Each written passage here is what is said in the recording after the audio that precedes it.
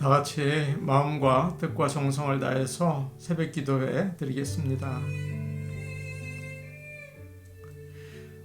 지존자의 은밀한 곳에 거주하며 전능자의 그늘 아래에 사는 자여, 나는 여호와를 향하여 말하기를 그는 나의 피난처요 나의 요새요 내가 의뢰하는 하나님이라 하리니, 이는 그가 너를 새 사냥꾼의 올무에서와 심한 전염병에서 건지실 것임이로다. 아멘. 다 같이 찬송가 304장 부르겠습니다. 304장입니다.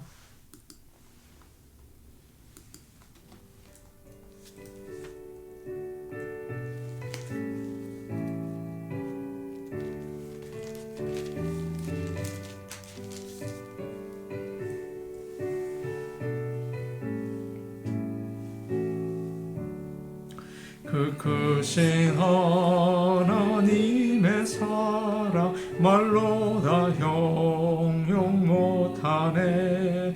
저 높고 높은 별을 넘어 이 낮고 낮은 땅 위에 죄범한 영혼 구하려 그 아들 보내사 화목제물 삼으시고 죄 용서하셨네.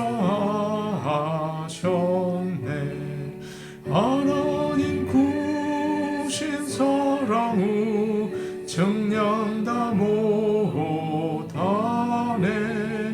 영원히 변치 않는 사랑 성도여 찬양하세. 괴로운 시절 지나가고 땅 위에 영화 쇠할 때 주 믿지 않던 영혼들은 큰 소리 외쳐 울어도 주 믿는 성도들에게 큰 사랑 베푸사 우리의 죄 사했으니 그 은혜 잊을까. 하나님 구신 사랑우 정량다 못하네. 영원히 변치 않는 사랑 성도여 찬양하세. 두루마리 삼고 바다를 먹물 삼아도 한없는 하나님의 사랑 닿기로 갈 수 없겠네. 하나님의 크신 사랑 그 어찌 닿았을까. 저 하늘 높이 쌓아도 채우지 못하리. 하나님 구신 사랑우 정량다 못하네. 영원히 변치 않는 사랑 성도여 찬양하세.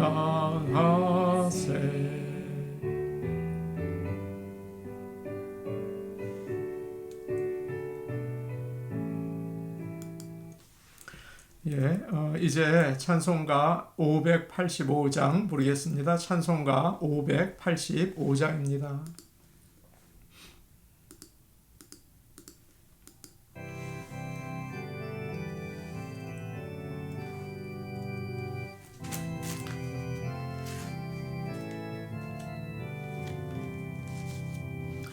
내 주는 강한 성이요 방패와 병기 되시니 그 환난에서 우리를 구하여 내시리로다.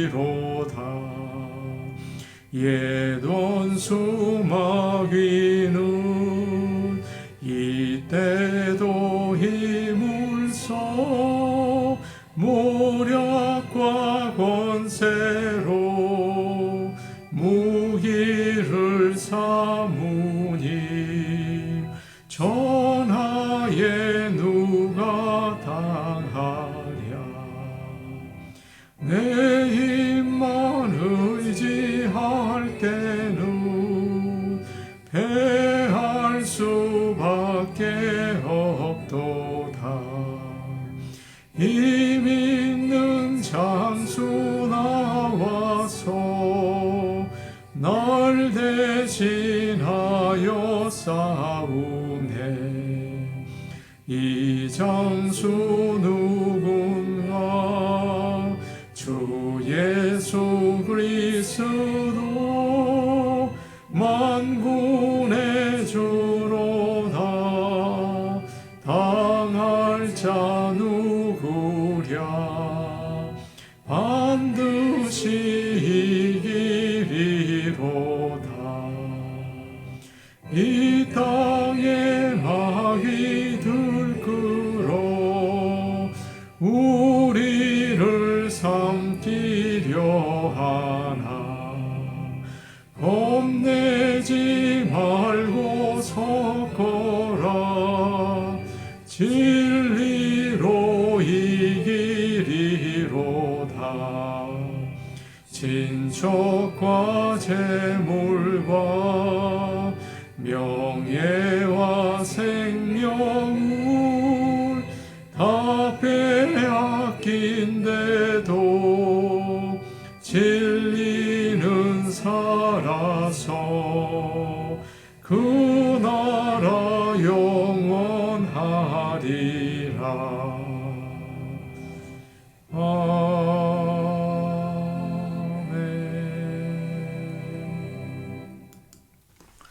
하나님 말씀 같이 보시겠습니다. 오늘 우리에게 주시는 하나님의 말씀은 신약 성경 디모데후서 1장 1절에서 7절 말씀입니다. 디모데후서 1장 1절에서 7절 말씀입니다.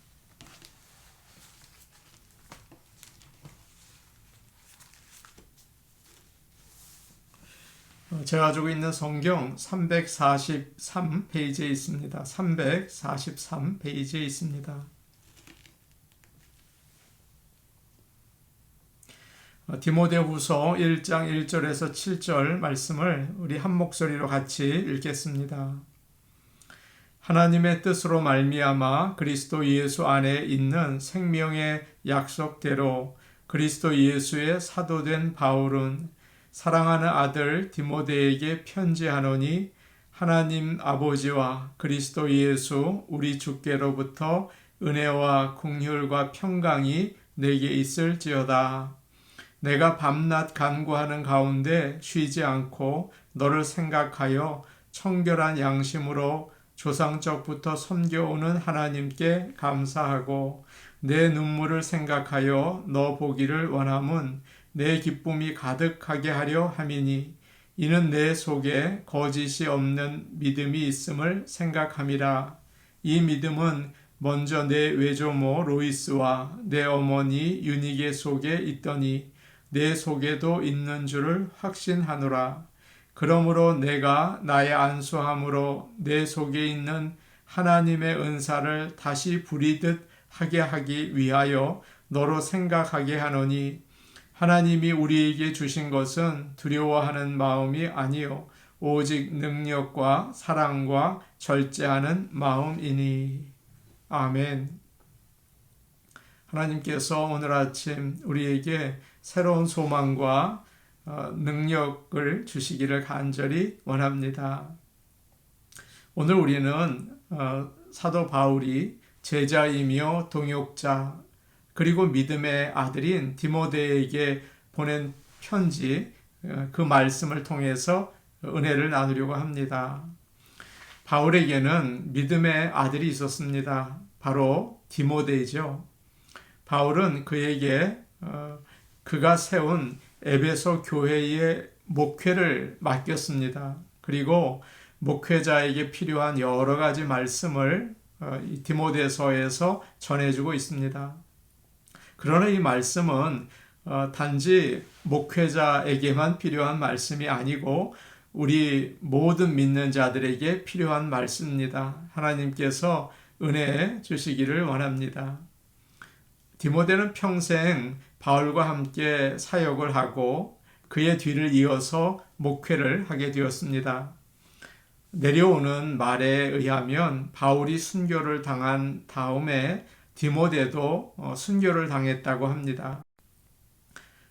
지금 로마에 있는 바울 성당에는 바울의 시신이 안치되어 있는데요. 바로 그 밑에 디모데의 시신도 있다는 거예요. 그만큼 디모데는 한평생 바울을 가까이 하면서 섬기고 따랐습니다. 바울과 디모데는 조금 다르죠. 바울은 선교사에 가까운 사람입니다. 그는 모르는 곳에 가서 전도를 하고 그곳에 교회를 세웠습니다. 그리고 또 다른 곳으로 갔어요. 그러나 디모데는 바울을 따라다니면서 그가 세운 교회를 돌보는 일을 했습니다. 바울이 교회를 세우고 떠나면 디모데는 거기에 남아서 그 교회를 조직적으로 든든히 세우는 일을 한 것입니다. 아마 성품이 내성적이고 아주 차근차근 일을 하는 그런 사람이었던 것 같습니다.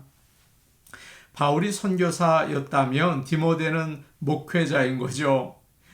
바울이 앞장서 나가는 사람이었다면 디모데는 조용히 뒤에서 돕는 일을 하는 그런 좀 다른 성품을 가진 자들이었습니다. 디모데는 아주 마음이 따뜻한 사람이었던 것 같아요. 바울이 어려움을 당할 때 마음 아파하고 또 곁에서 잘 돌봐 주었습니다. 그래서 바울은 지금 이 디모데 후서를 쓰고 있는 때가 로마 감옥에 있을 때였는데 그 아들 디모데를 많이 그리워합니다. 이 편지 나중에 바울은 이렇게 쓰고 있어요. 너는 어서 속히 내게로 오라. 너는 겨울 전에 어서 오라. 아주 보고 싶었던 것 같습니다.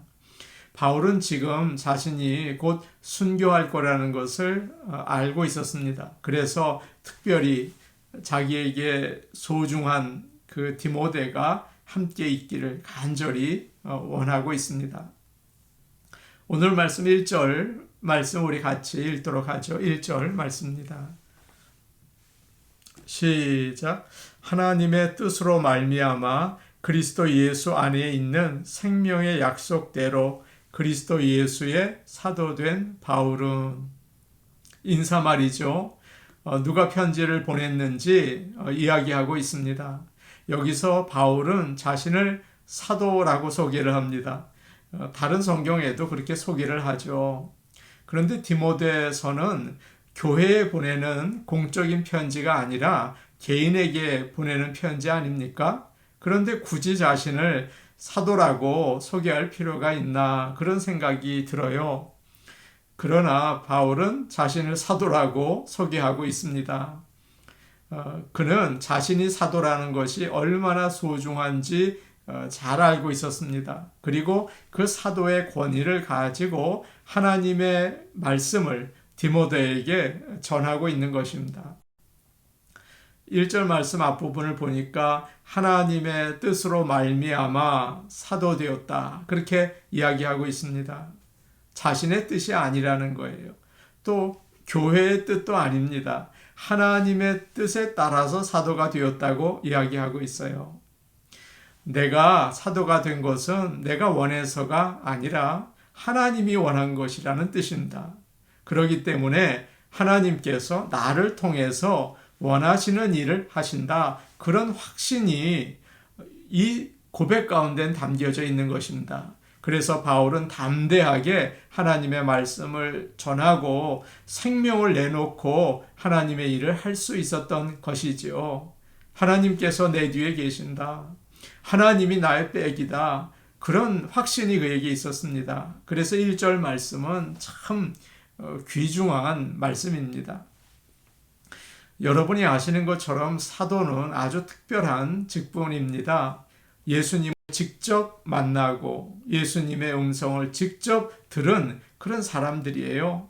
신약 성경 여러분 보십시오. 대부분 사도들이 쓰지 않았습니까? 그럼에도 불구하고 바울은 예수님이 세상에 계실 때 만난 적이 없습니다.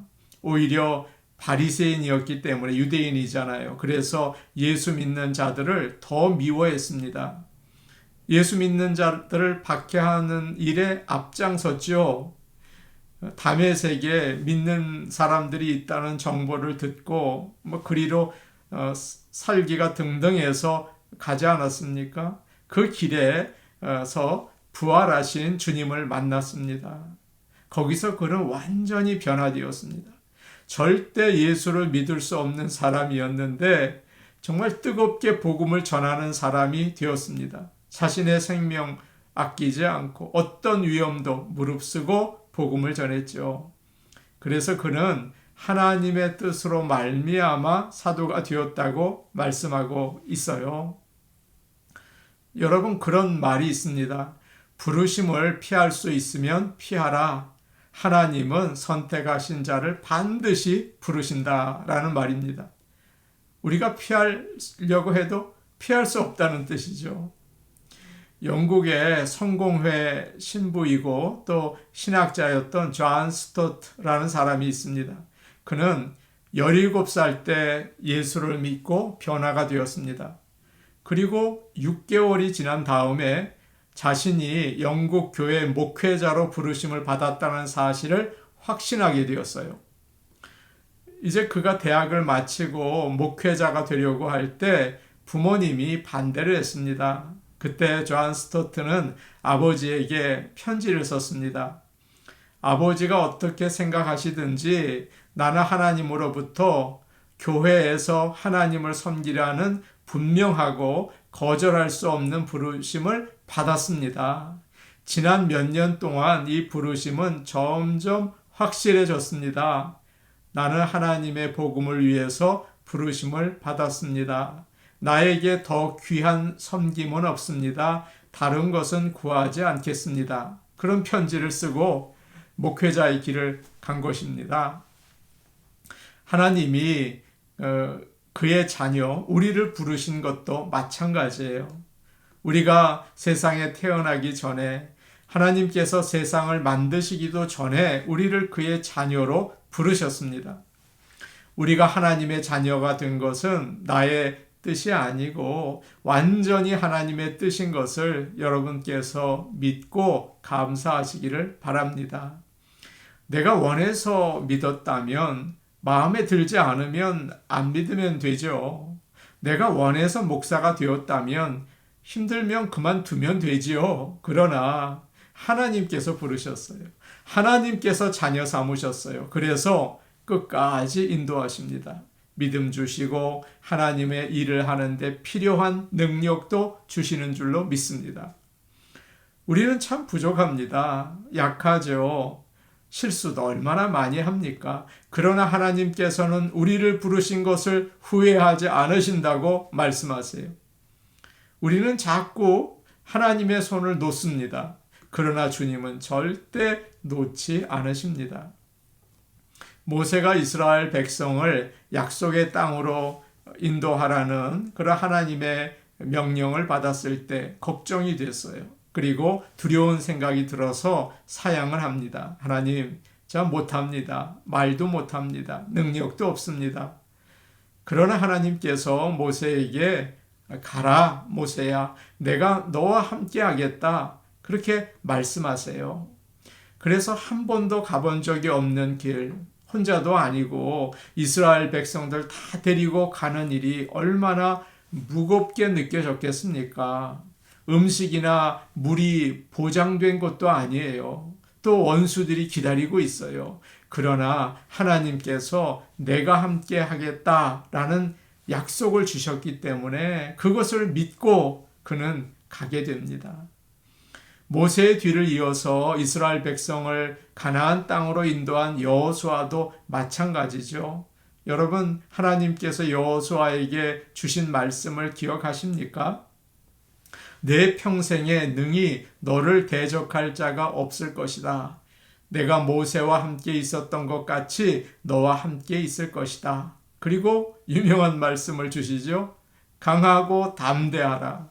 여러분에게도 이 아침 하나님께서 강하고 담대하라. 너는 내 자녀다. 그 음성 들려주시기를 원합니다. 아멘. 이 말씀이 믿음으로 살면 뭐 어려움이 없다 그런 말입니까? 아니죠. 믿는 사람들도 다른 사람들과 마찬가지로 환난과 어려움을 당해요. 그러나 하나님께서 함께 하시기 때문에 이기고 승리하게 되는 것입니다. 우리는 믿는다고 하면서도 세상을 살면서 모든 일들을 부정적으로 생각하고 소극적으로 행동할 때가 참 많아요. 불평하죠. 비난하죠. 안 된다. 못한다. 끝났다. 망했다. 뭐 그런 부정적인 생각을 가질 때가 참 많아요. 그러나 여러분 기억하십시오. 하나님께서 나를 그의 자녀로 부르셨습니다.